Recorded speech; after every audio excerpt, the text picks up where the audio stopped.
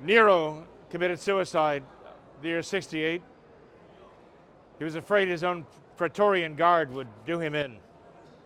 And they would have. They think he was too much of a coward to do it to himself, so he had his mistress kill him, they say.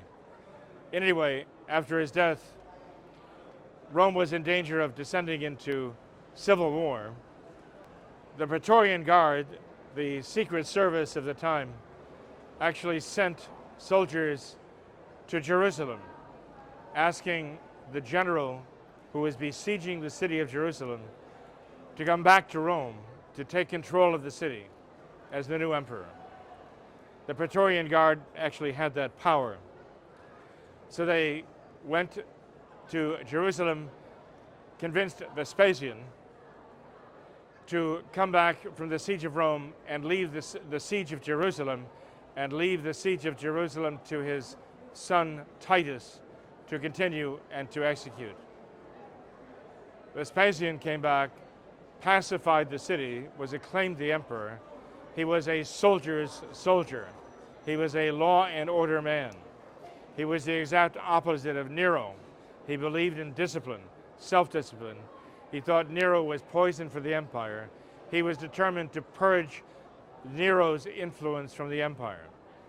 So when his son Titus succeeded in actually overcoming Jerusalem, all defenses, and that terrible prophecy that our Lord made about not one stone being left upon another stone of the temple, all of this devastation was fulfilled under Titus.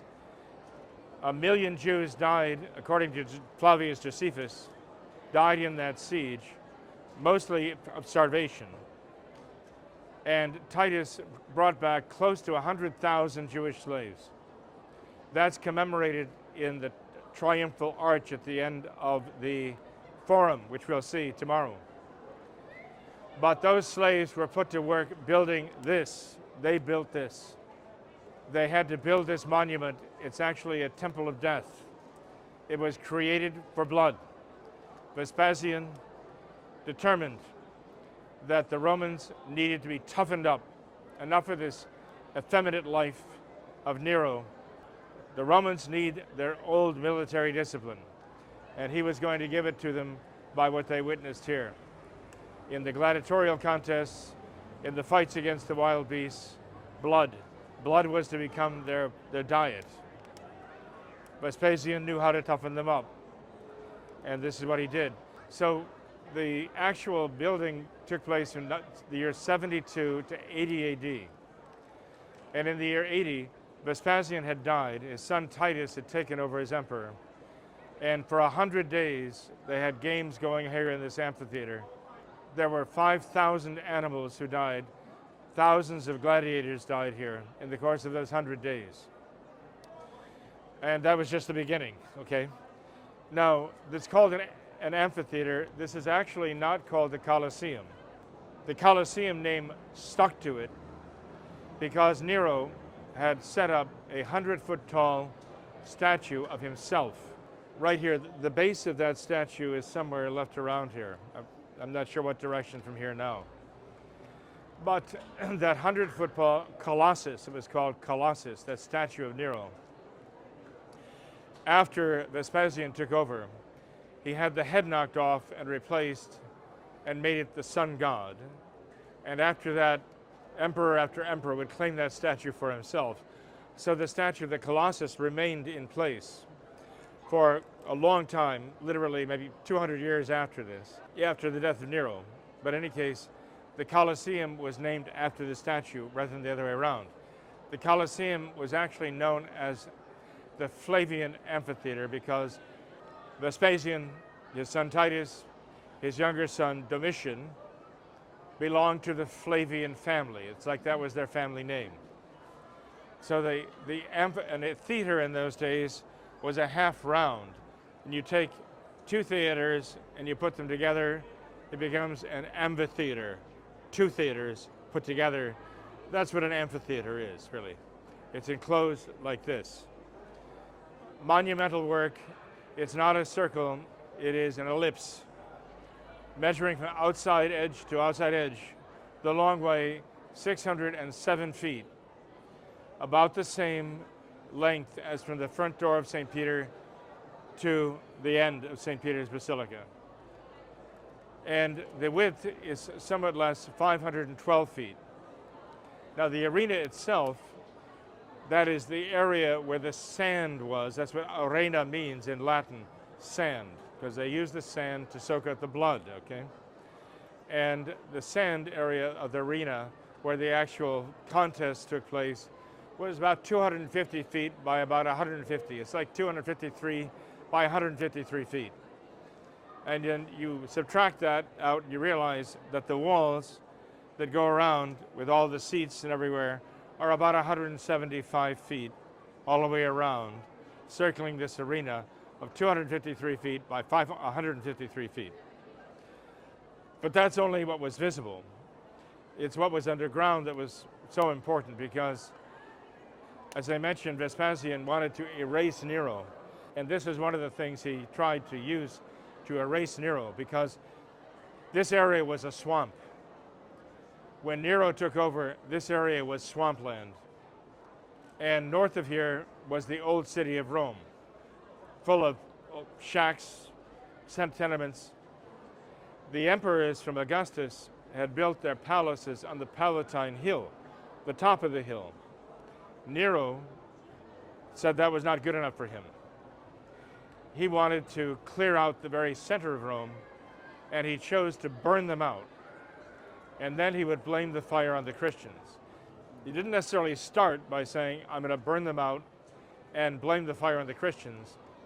But after he burned them out, burned out about a square mile of the city, he had to somehow explain. He had a lot of explaining to do. And so there was a lot of rumbling against Nero at that point. He had these people relocated out to where the Vatican is right now. They were camped out there. And he would send food to them to keep them quiet. The reason he did this, though, he burned them out, was because he wanted to build a golden house for himself. He called it the Domus Aurea. The house of gold, it was 1 square mile. And a lot of it still remains in ruins around this. As you walk around the Colosseum, you're going to see the ruins of Nero's Domus Aurea. You can even take tours of it. It's not worth it, though, believe me. But this city turned into a garden with a lake. It was a swamp. He had it excavated and made a lake out of it and surrounded it by a beautiful garden. And Vespasian determined to make that go away. A lot of Christians died. They were tied to stakes in that garden and set afire. They were soaked in pitch and set on fire, and that's how many Christians died for the entertainment of Nero and his guests. Until Nero himself died, of course. But Vespasian built this amphitheater over the top of that lake, which was itself a swamp. And you ask, the Romans were master builders. How on earth, or why would they build something like this? Millions of tons of stone rising 159 feet upward. Why would they build that over a swamp? I mean, wouldn't it just kind of slowly recede into the ground over time? Yes, but they knew how to build. And so every stone you see above, there's a stone below. They built the foundation into the swamp, and the foundations were so solid that the Colosseum has stood all this time. And we're talking about almost 2,000 years now it stood here. That's quite amazing when you think about it. They used Roman concrete, which is a very special formula. They've just deciphered what the formula for Roman concrete was, because it actually heals itself. If there's a fracture, it heals itself. Has to do with volcanic pumice ash that they use as part of the formula, and some of the seawater too. They just discovered this. So anyway, that's why this has stood the test of time. It wasn't always this drab building. Everything you see was covered with white marble. Everything you see was covered with white marble plates. You see all of these holes here? Originally, they held iron pikes, and the white marble plates were actually suspended on the iron pikes. So the entire place was enclosed in white marble. It glimmered in the sun, absolutely. And the archways, they call these ground level vomitoria. There are 80 of them, 80 archways They're called vomitoria, from vomit. After the games were over and all the people began leaving through all these gates, it looked like just everything was emptying out. So anyway, not very appetizing. But there are 3 levels of arches above, and each one of those shows a different style of capital. There's the Doric, there's the Ionic, and there's the Corinthian capitals, as you learn. And each level shows a different sort of capital. I guess they thought they would hot dog that and impress people. They actually had tessera. They had clay cards that they would give you as tickets. And it would tell you which one of these numbered doors. The doors were all numbered in Roman numerals as to which door you entered by to get to your seat. They really figured it out. This was really smart, you know. We admire this now because we figured out how to do this. They figured it out a long time before we did, okay? They could empty this place in about 5 minutes. And yet, the estimates are that comfortably they could seat 50,000 people. If they packed them in, they could get 90,000 if they really packed them in. And they packed, the lower classes took the higher seats, and the higher seats were way up there, okay? The emperor had the lowest seat. He had the primary seat, the box seat. You want to know where he sat? Look for the big iron cross that is now placed where the emperor sat. And on one side of him were the senators enjoying this blood sport. And on the other side, the Vestal virgins who came here to watch the death. And they could actually determine whether somebody lived or died.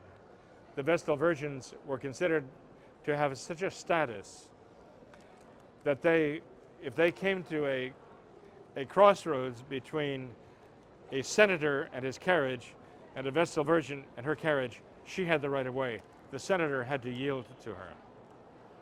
We're going to see the remains of the Vestal Virgin temple where they kept the eternal flame of Rome in the Forum. We'll see that tomorrow. But on one side of the emperor were the senators, on the other side the Vestal Virgins, and everybody else had to kind of make do.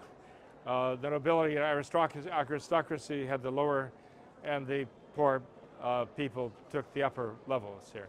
But they could fit, in a tight squeeze, they say, up to 90,000 people. They actually had sailors manning sails, actually from sailing ships. They could actually close the top of it against rain and against sunlight, so you didn't bake to death. They actually had it all shaded on long, long pikes and sails they could work with ropes. So the whole thing could be, again, covered over in a matter of minutes in rain or too much sunshine. So they really invested a lot in this, and you know, they put a lot of stock in what they were doing here. Vespasian was not a persecutor of Christians. He probably had a lot of Christians in his armies, and he knew they were good soldiers. He knew they were not a threat. Titus was not a persecutor of Christians, but his younger brother, Domitian, became the second great persecutor after Nero. He initiated a persecution. He was so bad that he was actually persecuting members of his own Flavian family.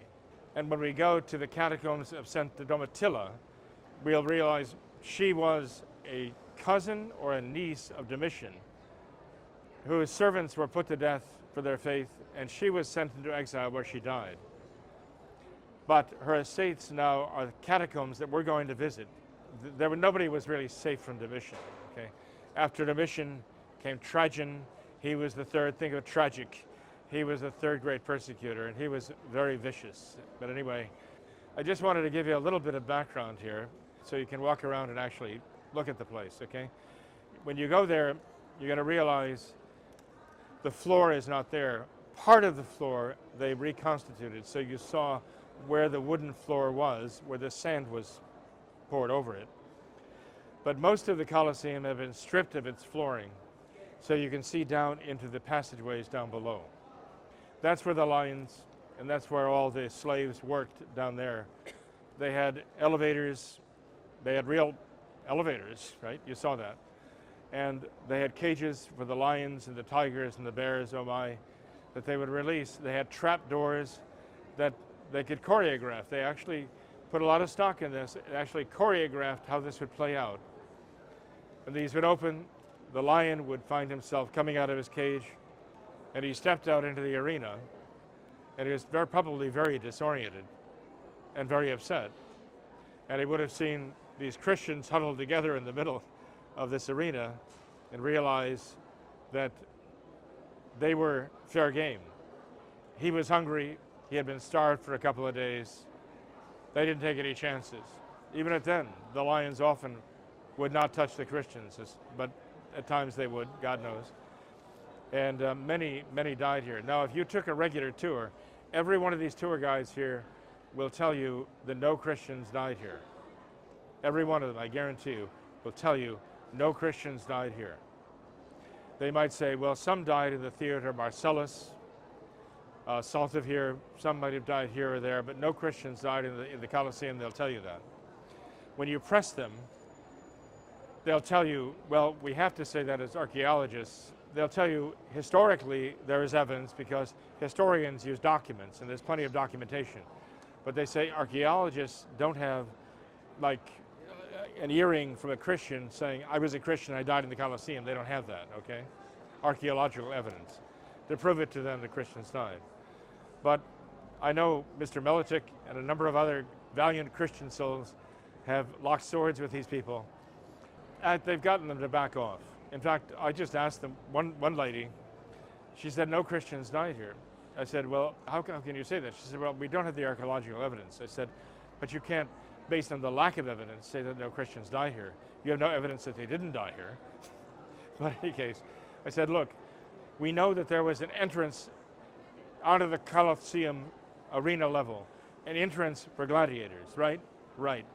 There was an entrance into the Colosseum arena level for criminals, right? Yes, there was a criminal entrance just for criminals. And I said to her, well, is it not true that Christians were considered criminals because Christianity was considered criminal? And she said, well, yes, that's true. So, draw your own conclusions, okay? The Christians did enter that entrance, and yes, they did die here for their faith, for our Lord, so.